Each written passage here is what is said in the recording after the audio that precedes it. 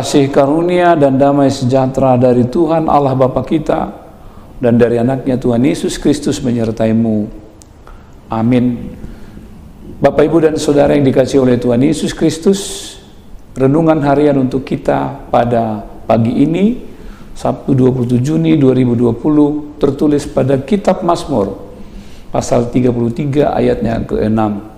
Demikian bunyinya, oleh firman Tuhan, langit telah dijadikan, oleh napas dari mulutnya, segala tentaranya. Salam sejahtera dalam nama Tuhan kita Yesus Kristus bagi amang inang naposo remaja dan lansia yang dikasihi Tuhan. Dalam setiap ibadah dan persekutuan umat Tuhan atau umat Israel, mereka selalu mengingat perbuatan Allah yang luar biasa dalam kisah penciptaan. Hati mereka selalu dipenuhi oleh perasaan kekaguman dan ketakjuban. Hati umat tak dapat menyimpan segala perasaan ini bila melihat segala ciptaannya, sehingga tak cukup hanya takjub, namun kemudian diungkapkan secara bersama-sama dengan puji-pujian yang khusyuk di bait Allah dalam sebuah ibadah di mana umat menaikkan segala syukur pada Allah Sang Pencipta. Lihatlah laut, gunung-gunung, lembah, hutan, sungai dan pemandangan yang indah mengelilingi, mengitari, dan menjadi bagian dari kehidupan umat ciptaannya. Banyak tempat yang dikunjungi kerumunan manusia untuk melihat keindahan pesona alam yang luar biasa sebagai tujuan wisata. Tempat itu kemudian disebut sebagai objek wisata yang selalu ramai dan disenangi oleh pengunjung dari berbagai tempat. Bahkan para turis, apakah turis lokal dan asing, mengunjungi tempat-tempat wisata itu secara teratur. Luar biasa ciptaan Allah yang memenuhi bumi kita ini. Bapak, Ibu, dan saudara-saudari lansia yang dikasihi Tuhan, semua itu dijadikan Tuhan dengan firman, ucapan yang penuh kuasa, menjadikan sesuatu dari tiada menjadi ada.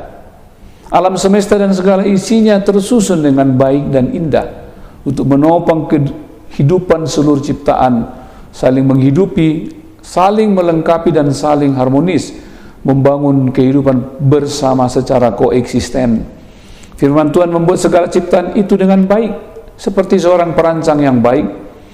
Kalau kita bayangkan dalam konteks hidup bermasyarakat, terutama di kota yang kita sebut kosmopolit, karena semakin padatnya sebuah kota, pemerintah mengambil langkah-langkah kebijakan baru, pengembangan dengan konsep reklamasi.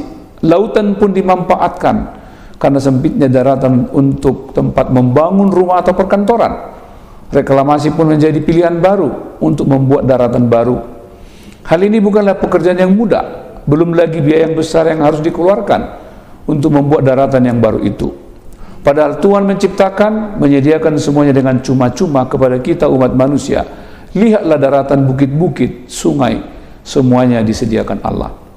Begitu juga dengan manusia atau tentara, dijadikan dengan memberikan napas kehidupan dari mulut Tuhan. Dengan napas yang diberikan Allah, manusia hidup.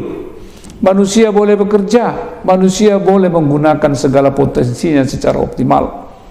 Jadi pada setiap kali pekerjaan atau usaha atau apapun yang kita kerjakan itu berhasil, maka ingatlah Tuhan yang telah memberikan kepada kita segala napas kehidupan itu, serta kemampuan yang luar biasa dalam potensi diri kita untuk menghasilkan atau berkarya dalam kehidupan kita masing-masing.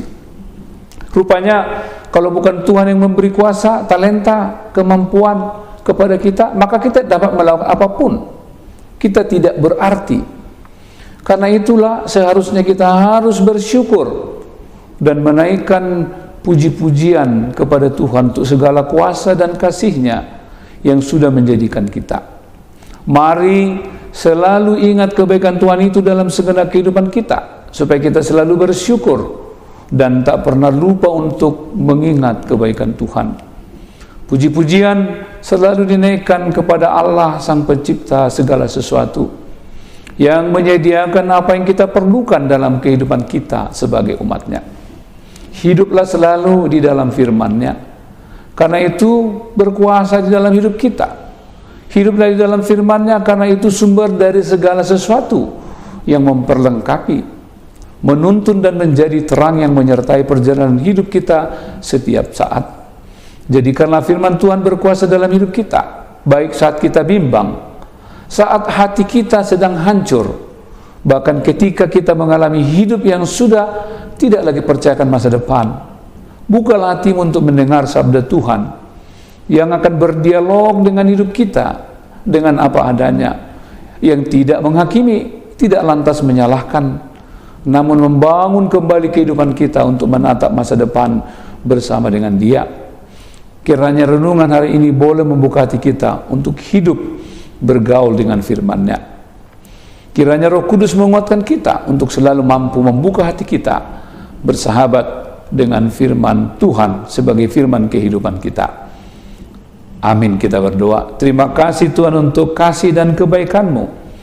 Terima kasih Tuhan untuk pemeliharaan-Mu yang menciptakan segala yang ada, yang menyediakan untuk kami apa yang kami perlukan dalam hidup ini. Ajar kami untuk selalu bersyukur atas segala ciptaan-Mu, serta memelihara dengan baik. Dan ajar kami untuk menaikkan dan melantunkan syukur kami, puji-pujian kami atas segala ciptaan Tuhan, dan atas napas kehidupan yang telah dihembuskan kepada kami. Dan ajarlah kami memakai semua pemberian Tuhan dengan bertanggung jawab.